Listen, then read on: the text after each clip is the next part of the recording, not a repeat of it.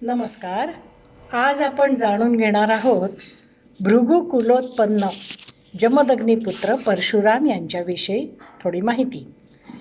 प्राचीन काळी कान्यकुब्ज देशामध्ये म्हणजेच आधुनिक उत्तर प्रदेशातील कनौज प्रांतामध्ये गाधी नावाचा एक राजा शासन करीत होता.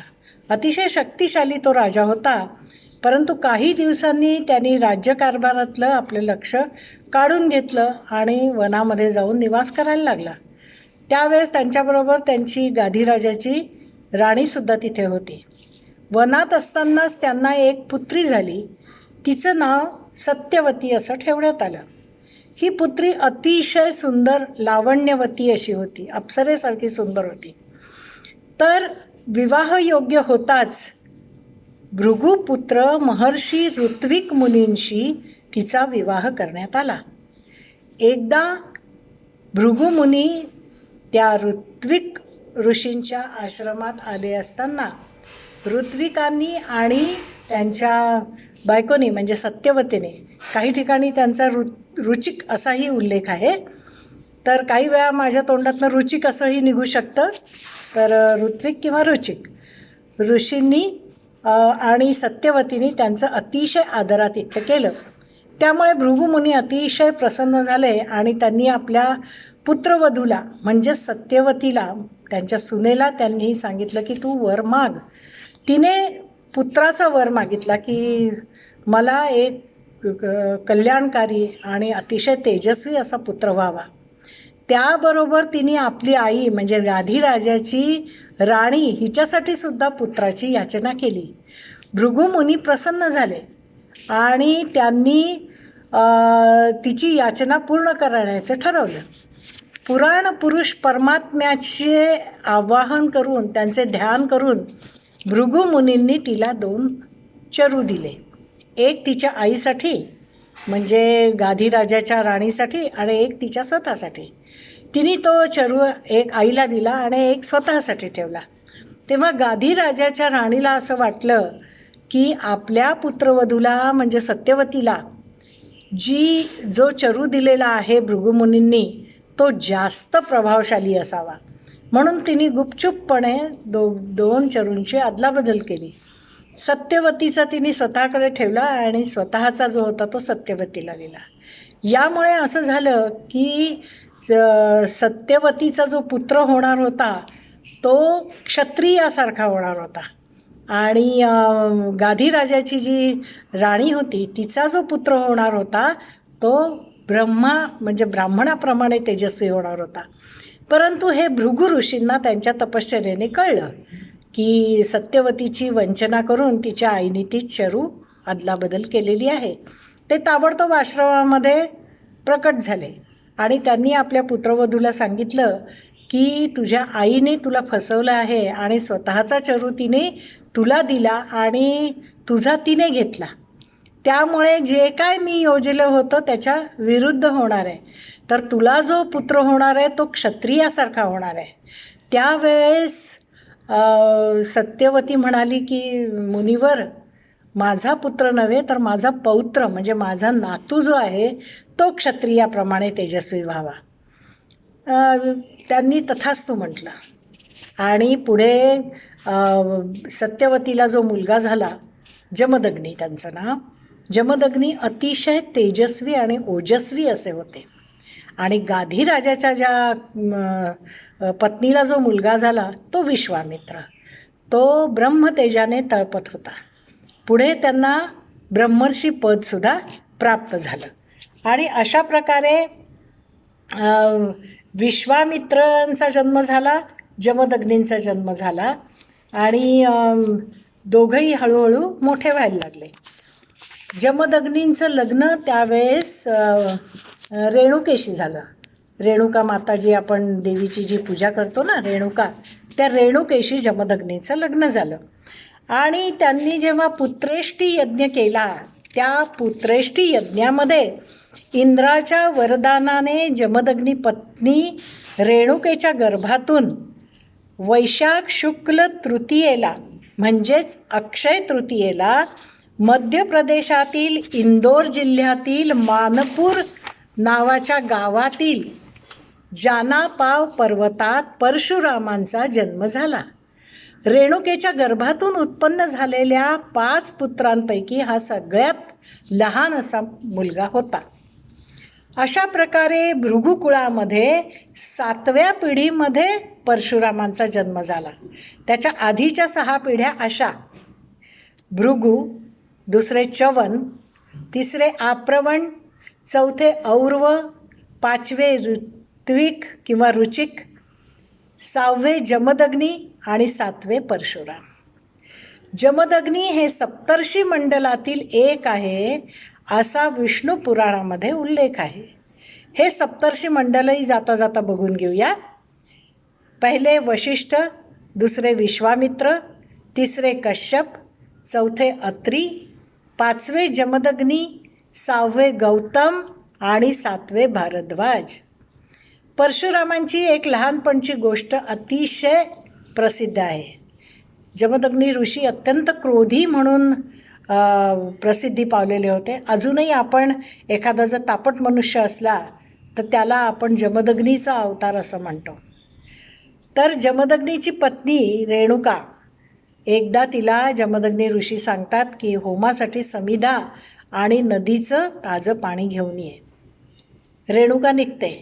रेणुका जेव्हा नदीवर जाते त्यावेळेस त्या ठिकाणी चित्ररथ नावाचा एक गंधर्व आपल्या स्त्रियांसह विहार करीत असतो, जलक्रीडा करीत असतो.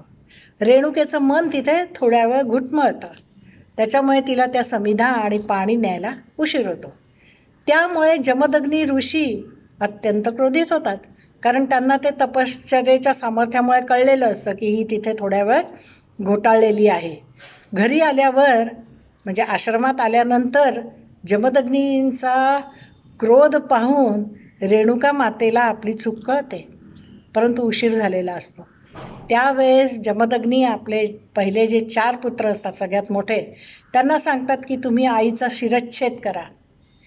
सगळी जी मुलं असतात ती आईचा शिरच्छेद करायला नकार देतात किंवा काहीच बोलत नाही आणि कार्यही करत नाही. त्यावेळेस 5वा मुलगा जो परशुराम, त्याला जमदग्नी सांगतात की हे 4 मुलं म्हणजे तुझे हे 4 भावंड आणि तुझी आई या सगळ्यांचा शिरच्छेद कर. परशुराम एका क्षणाचाही विलंब न करता सगळ्यांचा शिरच्छेद करून टाकतात. जमदग्नी प्रसन्न होतात आणि त्यांना सांगतात परशुरामांना की तुला पाहिजे तो वर मागून घे. परशुराम सांगतात की माझी आई आणि माझे 4 भाऊ परत जिवंत व्हावे आणि त्यांना मी जे काय कृत्य केलेलं आहे त्याचं विस्मरण व्हावं. आणि होतंही तसंच.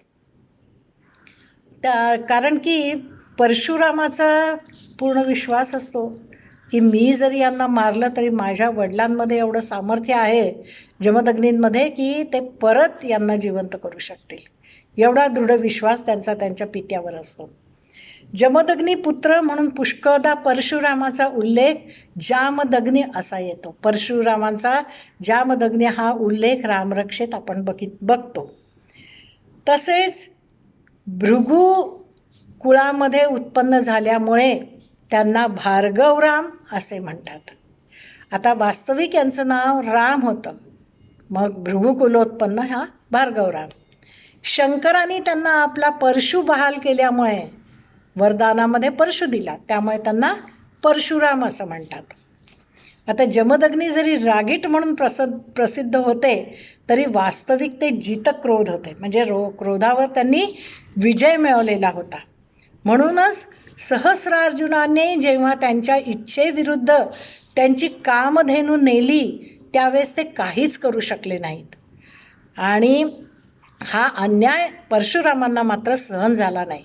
त्यावेळेस ज्यावेळेस कामधेनूचं अपहरण झालं त्यावेळेस ते परशुराम आश्रमात नव्हते. आश्रमात आल्यावर त्यांना ही वार्ता कळली आणि ते क्षात्र तेजाने तळपू लागले. त्यांचं क्रोधाने ते लालीलाल झाले. आणि जेव्हा रेणुका मातेने त्यांना सांगितलं कुरु निक्षत्रियाम पृथ्वीम, म्हणजे या पृथ्वीला तू क्षत्रियांच्या विरहित कर, निक्षत्रिय कर, असं सांगताच त्यांनी परशुरामांनी क्षत्रिय संहार करण्यास सुरुवात केली. आता हा क्षत्रिय संहार त्यांनी 21 वेळा म्हणतात की पृथ्वी निक्षत्रिय केले. पण 21 वेळा कोणत्या क्षत्रियांचा त्यांनी संहार केला, तर जे अन्यायी क्षत्रिय होते त्यांचाच फक्त त्यांनी संहार केला. कामधेनू पळवणाऱ्या सहस्रार्जुनाचे सर्व कुल आणि त्यांच्या पक्षातील सर्व राजांचा संहार करणाऱ्या परशुरामाचे ब्रह्मतेज आणि क्षात्रतेज अवर्णनीय असे होते. म्हणूनच क्षात्रतेजाने त्यांनी जिंकलेली पृथ्वी ब्रह्मतेजाने एखाद्या यशस्वी चक्रवर्ती राजाप्रमाणे कश्यपांना दान केली, कश्यप ऋषींना, आणि स्वतः महेंद्र पर्वतावर जाऊन तपश्चर्या करण्यास सुरुवात केली. महेंद्र पर्वतावर असतानाच त्यांना अशी जाणीव झाली की ही जी दान केलेली पृथ्वी आहे त्याच्यावर मी का बरं वास्तव्य करतो आहे, मी त्याच्याबरोबर वास्तव्य करायचा मला काहीही अधिकार नाही, मग मी राहायचं कुठे. तर त्यांनी समुद्राला 10 योजन मागे सरकवलं आणि अपरांतादी भूमी स्वतःसाठी निर्माण केली. म्हणूनच परशुराम हे अपरांताचे केवळ स्वामीच नव्हे तर निर्माते आहेत. आता आपण थोडी परशुरामाच्या विद्येबद्दल जाणून घेऊया. परशुरामांना आरंभिक शिक्षण ऋचिक मुनींच्या आश्रमात मिळालेले होते. महर्षी ऋषिकांकडनं त्यांना शारंग नावाचे दिव्य वैष्णव धनुष्य आणि ब्रह्मर्षी कश्यपांकडून विधिवत अविनाशी वैष्णव मंत्र मिळालेला होता. चक्रतीर्थावर कठोर तपाने प्रसन्न होऊन विष्णूने त्यांना कल्पांतापर्यंत म्हणजे पृथ्वीच्या अंतापर्यंत भूलोकावर राहण्याचा त्यांना वर दिला. आणि म्हणूनच ते चिरंजीव आहेत असं आपण म्हणतो. काही लोकांना त्यांचं दर्शन होतं असं म्हणतात. तर ते सप्त चिरंजीवांपैकी एक आहेत. एक तो श्लोक असा: अश्वत्थामा बलिर्व्यासो हनुमांश्च विभीषणः कृपः परशुरामश्च सप्तैते चिरंजीविनः. अशा प्रकारे नित्य भूतलवासी असल्यामुळे परशुराम हे अमर आहेत. प्रत्यक्ष शिवाकडून परशुरामांना धनुर्विद्या मिळाली होती, त्यात ते पारंगत झाले होते. युद्धनीतीमध्ये तर त्यांचं वैशिष्ट्य अवर्णनीय आहेत आणि ही युद्धनीती देखील त्यांना प्रखर तपस्येच्या बळावर शिवाकडनं प्राप्त झालेली होती.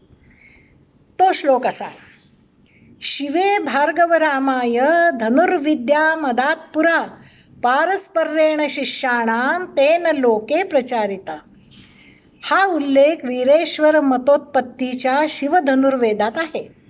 यावरून असं दिसतं की शंकराकडून धनुर्विद्या नुसतीच त्यांनी घेतली नाही, तर त्यात त्यांना प्रभुत्व मिळाले आणि त्या विद्येचा प्रचार आणि प्रसार करण्यासाठी शिष्य परंपरा निर्माण करण्याचा अधिकारही त्यांना मिळाला. विश्वकर्म्याला इंद्राने जे अस्त्र दिलेले होते,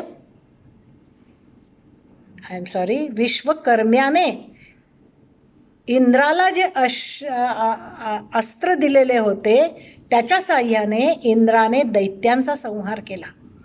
आणि हे जे अस्त्र होते त्याचं नाव होतं विजय नामक धनुष्य. आता हे विजय नामक धनुष्य अर्जुनाच्या गांडीव धनुष्यापेक्षाही अत्यंत प्रभावशाली आणि तेजस्वी असं होतं. आणि त्याच्या साह्यानेच परशुरामाने क्षत्रियांचा संहार केला. 21 वेळा क्षत्रियांचा त्यांनी, म्हणजेच अन्यायी क्षत्रियांचा त्यांनी संहार केला. त्यापुढे कर्णाने ते कपटाने त्यांच्याकडून काढून घेतले. परशुरामांचे शिष्य होते भीष्माचार्य, द्रोणाचार्य आणि कर्ण, हे 3 त्यांचे मुख्य शिष्य होते. त्रेतायुगामध्ये रामाने जेव्हा शिवधनुष्याचा भंग केला त्यावेळेस परशुराम महेंद्र पर्वतावर तपश्चर्या करत होते. त्या तपश्चर्येचा त्यांनी भंग झाला त्यांच्या. ज्यावेळेस शिवधनुष्याचा कडकडाट होऊन शिवधनुष्य मोडलं त्यावेळेस तपश्चर्येमध्ये लीन असलेल्या परशुरामाची तपश्चर्या भंग पावली आणि ते आकाश मार्गाने मिथिला नगरीमध्ये येऊन पोचले. आणि त्यांनी पाहिलं की या कोमलशा रामाने, या तरुणाने ते शिवधनुष्याचा भंग केला आहे. त्यावेळेस ते रामाजवळ आले आणि त्यांची स्तुती केली. हे रामा, तू शिवधनुष्याचा ज्या सहजतेने भंग केला आहे, त्या सहजतेने तू जर माझ्या या वैष्णव धनुष्यावर प्रत्यंचा चढवू शकलास तर बरं आहे, नाही तर तू माझ्याशी द्वंद्व युद्धाला तयार हो. आता आपल्या मनात असा विचार येईल की श्रीरामासारखा अत्यंत न्यायप्रिय राजा आणि परशुरामाने त्यांना द्वंद्वाचं आमंत्रण का दिलं असावं? वास्तविक धनुर्वेदाचार्य असणाऱ्या परशुरामांनी काश्यप मुनी आणि देवराज इंद्रापुढे अशी शपथ घेतली होती की अन्यायाशिवाय ते शस्त्र उचलणार नाही. मग रघुनंदनाने कुठला अन्याय केला होता? तर नाही. तर ह्याचं उत्तर आपल्याला रामायणातील बालकांडातील 75व्या सर्गात मिळतं. 27वा श्लोक आहे तो असा: क्षात्रधर्म पुरस्कृत्य गृह्णीष्व धनुरुत्तमम.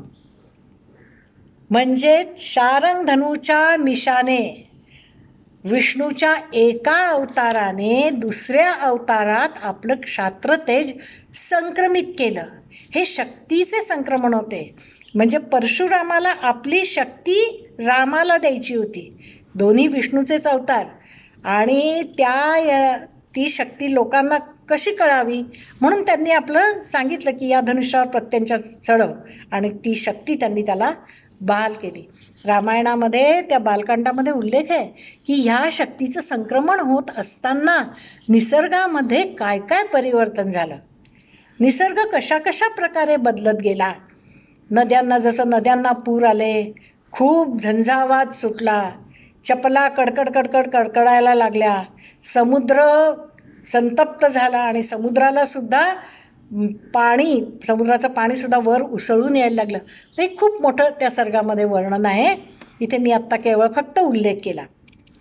आता लोक म्हणतात परशुराम केवळ ब्राह्मणांनाच विद्या देत होते, असं त्यांच्याविषयी गैरसमज जनमानसामध्ये अजूनही रूढ आहे. परंतु म्हणूनच कर्णाने कपटाने त्यांच्याकडनं अस्त्र शस्त्र ब्रह्मास्त्रांसकट सगळ्या विद्या ग्रहण केल्या आणि कर्ण हा त्यांचा परमशिष्य झाला. एकदा या परमशिष्याच्या मांडीवर परशुराम डोकं ठेवून विश्राम करीत होते. त्यावेळेस एका भुंग्याने परशुराम विश्राम करत असताना एका भुंग्याने कर्णाची मांडी पोखरायला सुरुवात केली. कर्णाच्या मांडीतून रक्त व्हायला लागले, रक्ताचे पाट वाहू लागले.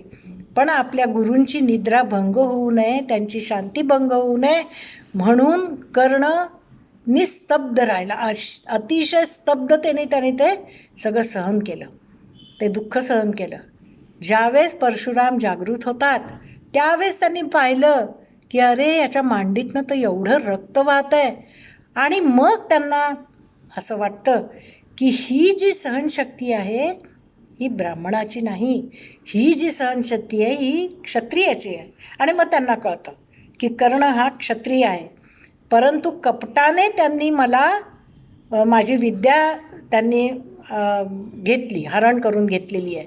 आणि त्याच्यामुळे ते संतप्त होतात आणि संतप्त होऊन कर्णाला शाप देतात की कर्णा, तू जी माझ्याकडनं विद्या घेतलेली आहेस त्याचा तुला ऐन वेळेस ज्यावेळेस तुला त्याचा उपयोग करायचा आहे त्यावेळेस तू त्याचा उपयोग करू शकणार नाहीस.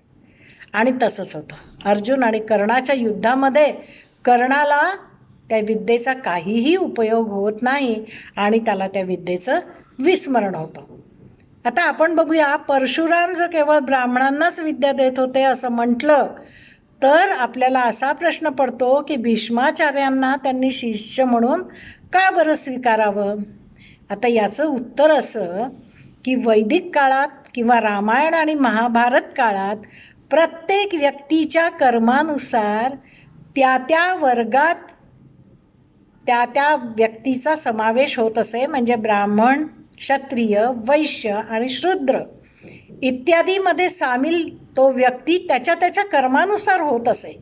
आणि म्हणूनच ब्राह्मण कुळात जन्मलेल्या परशुरामाचे कार्य मात्र क्षत्रिय कुळातील शूरवीराप्रमाणे असे होते. चक्रवर्ती राजाप्रमाणे ते स्वयंनिर्मित भूभागाचे स्वामी होते. कुर्मपुराणानुसार कुर्मपुराण सांगतंय की विष्णूच्या प्रत्येक अवतारात लक्ष्मी ही त्याच्याबरोबर असतेच, परंतु परशुराम हा अवतार ब्रह्मचारी अवतार आहे. मग लक्ष्मीला स्थान कुठे आणि कसं मिळणार? तर त्यावेळेस रमेने धरणीचे रूप धारण केले आणि समुद्राला जेव्हा त्यांनी मागे सरकवले, समुद्राने जिथे माघार घेतली त्या केरळ, गोवा आणि कोकण प्रांताच्या अधिपती परशुरामासह ती रमा तिथे राहायला लागली, लक्ष्मी तिथे राहायला लागली.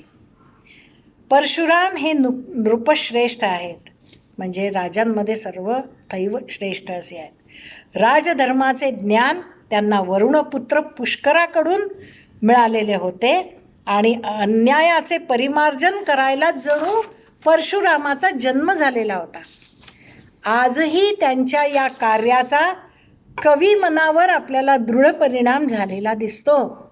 म्हणूनच जनता जगी हुई है या काव्यात कवी रामधारी सिंह दिनकर म्हणतात, मुख में वेद पीठ पर तर्कस कर्मे कठिन कुठार सावधान ले रहा है परशुधर धीर नवीन अवतार.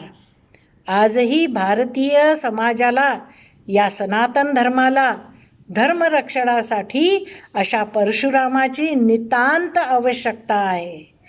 जय सनातन, जय भार्गवराम, जय परशुराम.